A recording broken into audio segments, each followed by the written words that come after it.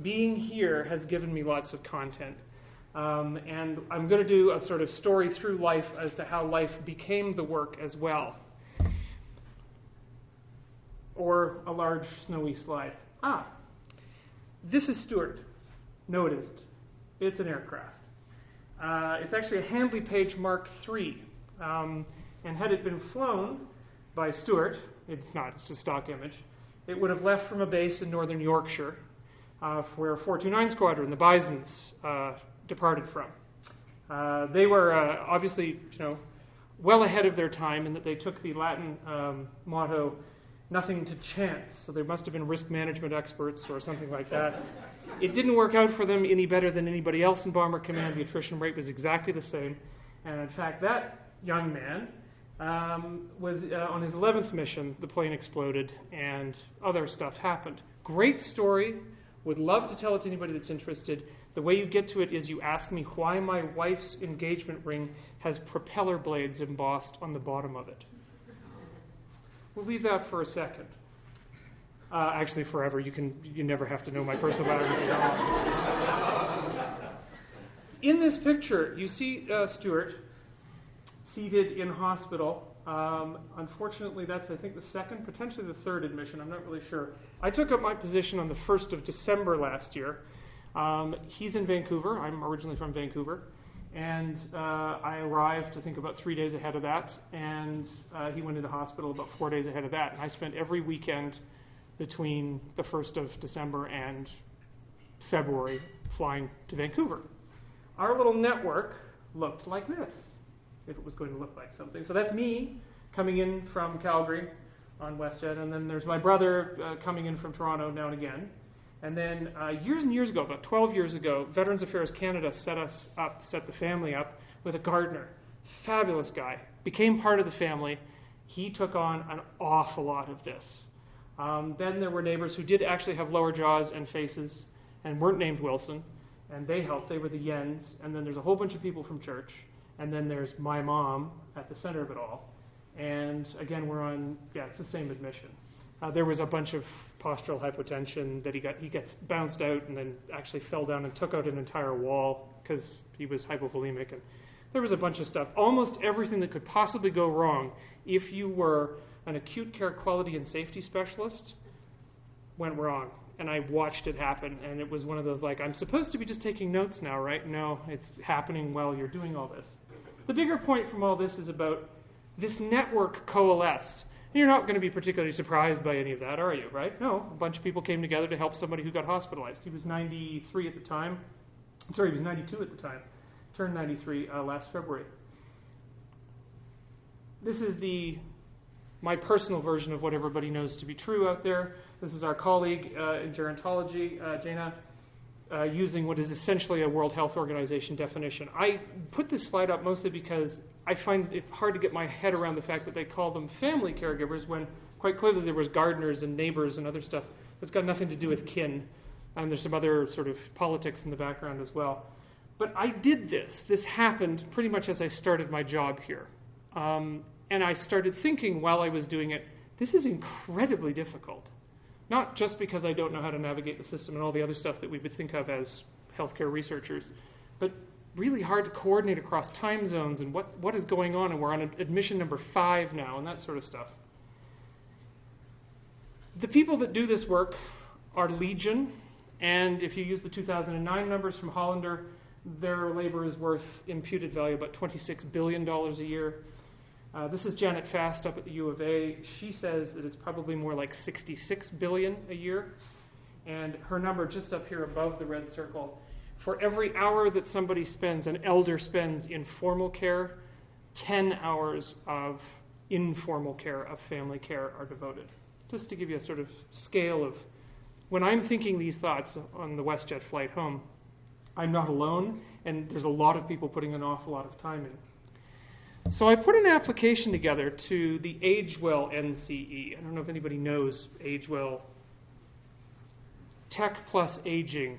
I cannot give, they have, the acronym is beautiful and people thought about it a lot, but I can't remember what it is. Tech plus aging. They have a work package inside that's devoted to caregivers and trying to help caregivers through technology. So I wrote up that on the assumption of that. That's the big long-winded U of T with a colon in the middle of it, title for something, that says, I think there could be an app that would help. Couldn't there be something out there that would help? That was the original catalyst for putting the grant in and saying what I was going to do. And I brought all of my acute quality care muscle to the grant application and designed a beautiful program. I think you would have loved it. It was based on the idea that I think we get a lot of how we design technology wrong. We put the cart before the horse, we make the technology, and then our user interaction stuff, and there's no human factors engineers here, but we've got them all over the place at the O'Brien Institute. We then release it to them to twiddle a little bit and hope that it gets better like that. My theory was, start talking to people before you start drawing anything. Let's do that first and find out what they might actually want. I shy away from the use of the word needs because it just sounds so needy. In the focus groups that I'm doing, I talk about what are your goals? And when we sit with the caregivers, we say, what are your goals? And I don't want your goals to be something that fits my criteria. A really nice goal that's come out on a couple of occasions right now is, I'd like more sleep. Right? I'd like to sleep more. I'd like more peace of mind. That's a great goal. All right, then we go back in a second session, we peel away the layers and see if there's anything tech could do for you, and then if there isn't already something on the market that might help you, so we're not reinventing the wheel. That's all what happened. Along the way, there were some rather rough seas. A large surprise to everyone was that I got the grant. Caregivers of Alberta had written a letter, and I went up to Edmonton to meet with them, and they said, oh, they gave it to you? Well, we didn't think that was going to happen. I said, oh, then why did you write the letter?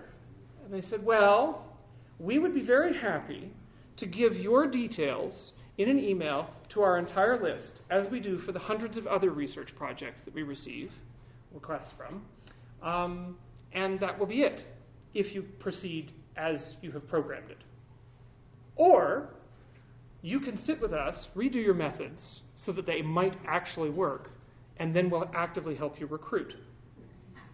Well, Bob, I think I'll take door number 2 on that one. As I said, I brought every bit of my acute care quality and safety muscle to this. This was the perfect thing. We were going to draw everyone together for a session where they got to know one another over some wine and cheese. There'd be a little bit of a speaker, but not too much. Everybody gets to know one another. This is how stuff works in acute care. This is what we're supposed to do. You build the network. They have a night. Then the next morning they wake up refreshed, but they know one another at breakfast. Then they talk about things. They design the application that they want already. And it's all, they looked at me and they said, you're talking about caregivers. They don't get 24 hours off to come to your fancy pants session. You're lucky if you can get an hour and a half of them out of the evening, and you come to them. They don't come to your hotel in the middle. Right. Okay. So the ship went up, the ship went down, the ship went up, the ship went down again because caregivers of Alberta lost their first in command, their second in command, their third in command. They stopped all active recruitment for us, and we were off on our own. But I can tell you that the story that I said before has happened. We've been in the field, and we've talked to people, and people have given us goals, really nice goals, like, I'd like more sleep. And we've gone back and we said, how might we do that with technology? It's coming together. It's slow. It was heavy seas, but I leave you with calm waters and a nice vista. It's nice to be here. It's fabulous to be here because life and work has given me an awful lot more content, and I know what to do with my right hand. Thank you.